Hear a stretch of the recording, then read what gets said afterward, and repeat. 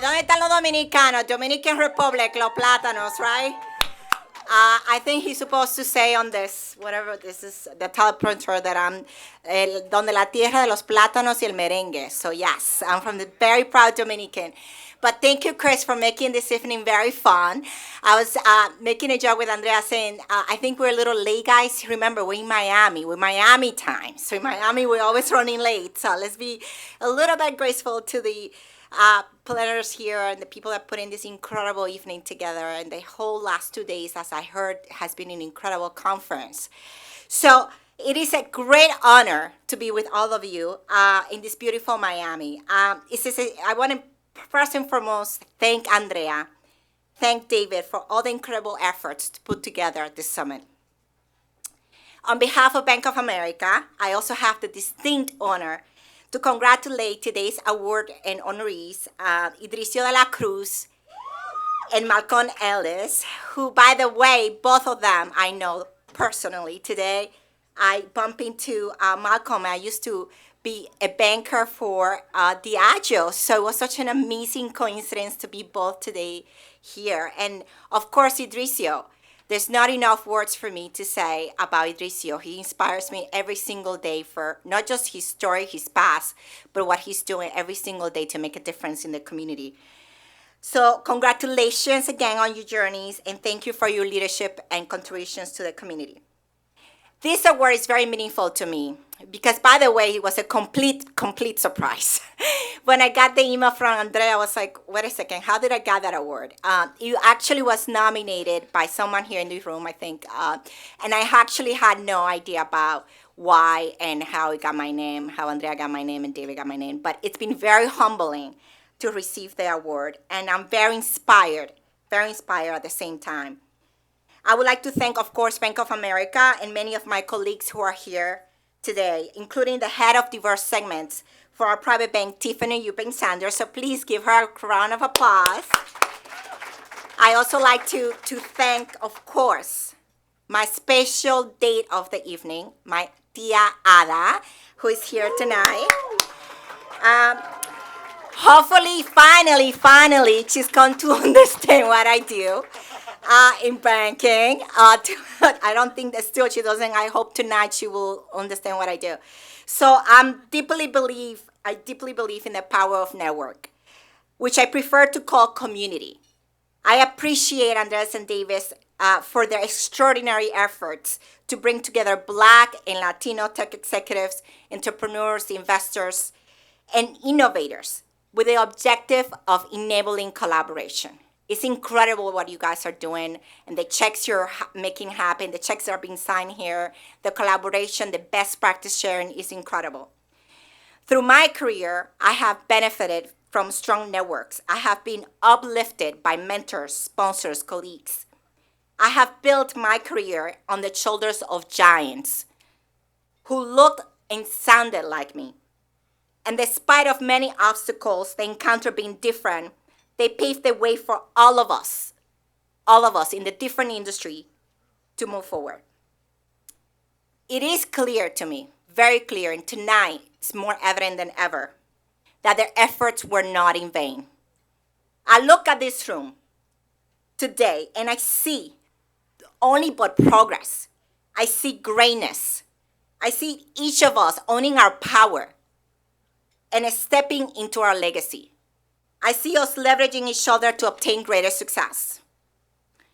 I was asked to share a little bit about my story. And of course, I want to cut a little bit the speech because it's a very long night.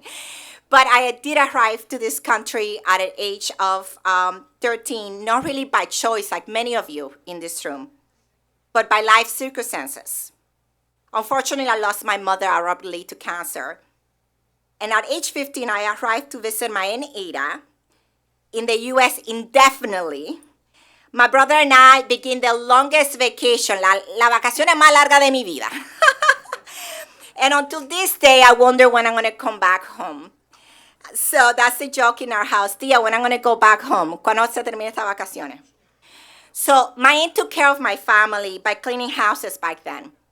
She took us into her modest house and provided me the biggest gift I could have ever received. the opportunity to live in this country, and the ability to have faith in my dreams. Never giving up.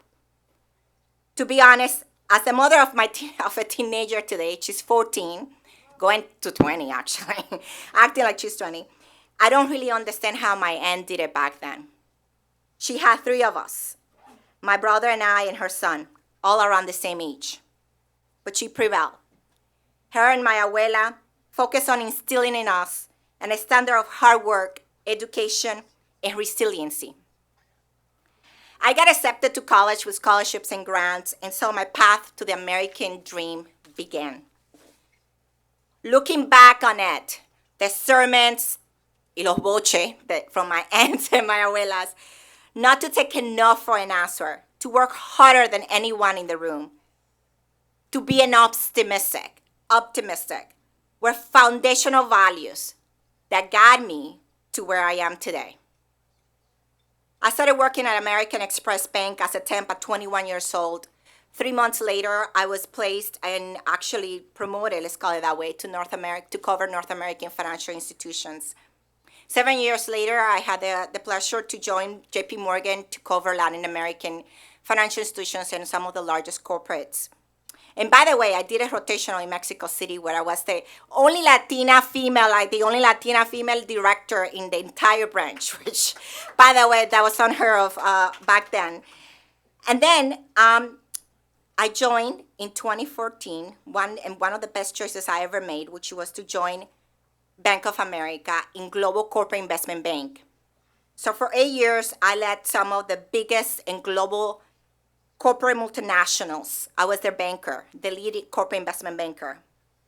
My success in this role enabled me to pivot 2 years ago to private bank. And private bank, it was exciting for me because it was a role that allowed me to combine both of my passions, business development and diverse segments. I'm now leading one of the very unique private bank advisory practices of top multicultural talent, targeting diverse clients and families.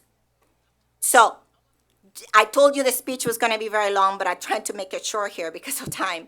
However, as you can hear, my career path definitely has been very long, filled with many learnings, many disappointments, many sacrifices, but a lot of success. And I owe every ounce of that success to my family, my community. Like our mentors, thank you. Like our mentors, I'm very, very conscious of the responsibility we have to pay it forward and give back as much, if not more, than what has been given to us. Through my entire 22-year career in banking, I have always been a strong and passionate advocate for all things related to diversity and inclusion. Most recently, I have the honor to be the co-chair of the Hispanic Latino Executive Council. It represents the highest ranking Latinos of the bank. And our mission is very simple. It's to advance the Latino representation within the bank, to support our local communities, and to enable cross-functional strategies that support the company's responsible growth among Hispanic Latino segment. Of course, I'm also part of AFA. For those that know AFA, the AFA National Board appointed me last year, which has been one of the greatest honors as well. And recently, I was appointed to the Latino Justice National Board. It is for me a great privilege to be part of all these organizations and to give back and put mi granito de arena to make a difference and push forward the agenda for our cultura and our culture. It is a great privilege for me to work at Bank of America because it's a company that recognizes the value of diversity. Just to give you a quick stat, Bank of America has about 19% of Latino Hispanics, which is aligned to the U.S. Census. But more importantly than that, our focus of increasing representation among Latinos the last 10 years since we launched the council has doubled among the highest ranking Latinos. We have more highest ranking Latinos in Bank of America than any other bank in the street, so I'm very proud of that, and we're not yet finished with that focus and that support. Bank of America genuinely believes that it's important to remove barriers to racial inequality and economic opportunity, and the firm has taken several important initiatives in support of this belief. As many of you already know, and so many couple years ago, we have announced a 1.25 billion five-year initiative to help advance racial equality and economic opportunity. With a particular focus to create opportunities for communities of color.